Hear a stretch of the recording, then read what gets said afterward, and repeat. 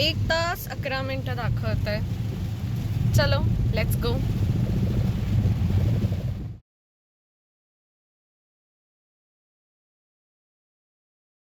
Hello सगळ्यांना, travel vibes with गौरीमध्ये तुमच्या सगळ्यांचं पुन्हा एकदा अगदी मनापासून स्वागत. सध्या तुम्हाला लक्षात आलंच असेल की मी कुठेतरी जाते आहे आणि सध्या मी कर्जतजवळ असलेल्या वेणगावमध्ये एक छोटंसं देवीचं मंदिर आहे. खूप सुंदर मंदिर आहे. लकीली मला 1 दिवसाचा वीक ऑफ मिळाला, त्याच्यामुळे पटकन ठरवलं की घरी बसण्यापेक्षा मुंबईजवळ असलेल्या कर्जतजवळ असलेल्या वेणगावमध्ये एक 1 डे छोटीशी ट्रिप प्लॅन करावी आणि अचानक प्लॅन बनवून मी निघाले वेणगावच्या देवीला. आता जर तुम्ही गाडीने जाणार असाल तर कसं जायचं, किंवा जर तुम्हाला लोकलने जायचं असेल तर पुढे कसं जायचं, ह्या सगळ्याची माहिती घेऊया लगेच. जर तुम्ही स्वतःच्या गाडीने जाणार असाल तर श्री महालक्ष्मी देवस्थान वेणगाव असा मॅप लावून तुम्ही स्वतःच्या गाडीने तिथपर्यंत पोहोचू शकता. दुसरा पर्याय म्हणजे जर तुम्ही लोकल ट्रेनने येणार असाल तर सेंट्रल लाईनच्या कर्जत ह्या रेल्वे स्टेशनवरती उतरून तिथून बोलीवरती रिक्षा करून साधारणतः 15 ते 20 मिनटं लागतात, कारण 4 ते 4.5 किलोमीटर एवढे अंतर आहे. तिथून तुम्ही मंदिरापर्यंत पोहोचू शकता.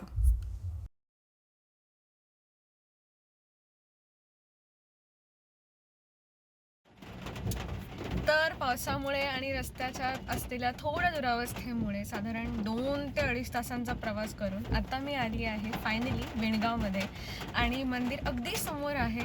चला तर मग जाऊया मंदिरामध्ये. नवरात्र असल्यामुळे लोकांची बरीच गर्दी मंदिरामध्ये आज होती. रस्ता निमुळता होता, त्याच्यामुळे लोकांना आणि आपल्या गाड्यांना सांभाळत आम्ही मंदिरापर्यंत पोहोचत होतो.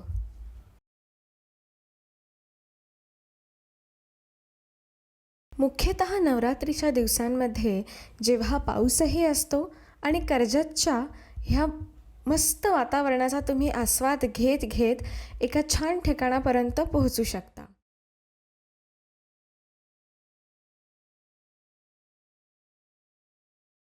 इतर दिवशी हे असे स्टॉल तुम्हाला मिळत नाहीत, परंतु नवरात्रीमध्ये खास हे स्टॉल इथे असतात.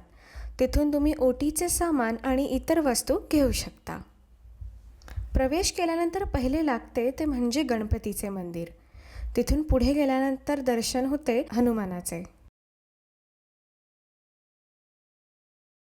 नवरात्रीच्या आणि काही विशिष्ट प्रसंगांमध्ये देवीला मुखवटा हा चढवलेला असतो. देवीचे मंदिर हे आतून इतके सुंदर पद्धतीने सजवले होते की ती फुलांची सजावट बघून मन अगदी प्रसन्न झाले. मंदिर जरी छोटे असले तरीसुद्धा अतिशय आखीव पद्धतीने बांधलेले असल्यामुळे त्याला एक वेगळेच सौंदर्य प्राप्त झाले आहे.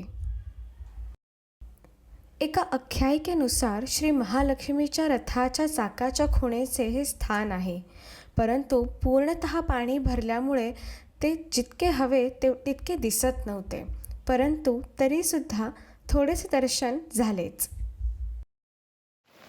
तर दर्शन झालेलं आहे, आणि सगळ्यात महत्त्वाची गोष्ट सांगायची म्हणजे की मंदिरामध्ये जे स्वच्छतागृह आहे ते खूप स्वच्छ आहे. त्याच्यामुळे लेडीज असू दे किंवा जेंट्स असू दे, इंडियन आणि वेस्टर्न दोन्ही पद्धतीचे जे आपल्याकडे पर्याय आहेत ते आहेत. त्याच्यामुळे तुम्ही जर मुंबईहून येणार असाल तर 2 ते 2.5 तास नक्कीच लागतात. त्याच्यामुळे इथे आल्यानंतर तुम्हाला एक एक चांगलं तुम्हाला फ्रेश होण्याची इथे सोय आहे. माझ्या मागे जर तुम्ही बघू शकाल तर अतिशय सुंदर अशा कर्जतचे जे डोंगर रांग आहे ती आहे, आणि इथे येऊनच मंदिराच्या मागच्या साईडला येऊनच खूप छान वाटतं. तर तुम्ही या सगळ्याचा आनंद घ्या.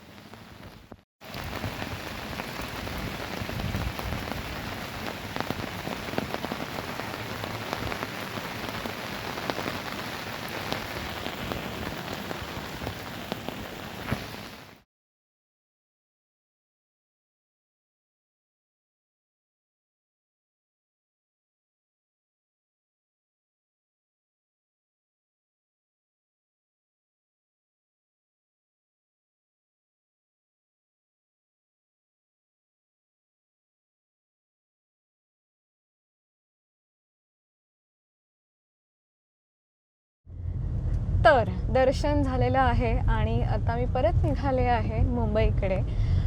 तुम्हाला एक सगळ्यात महत्त्वाचं सांगायचं म्हणजे या मंदिराचं जे टायमिंग आहे ते सकाळी 7 ते 7 आहे. म्हणजे सकाळी 7ला मंदिर उघडतं आणि संध्याकाळी 7ला बंद होतं.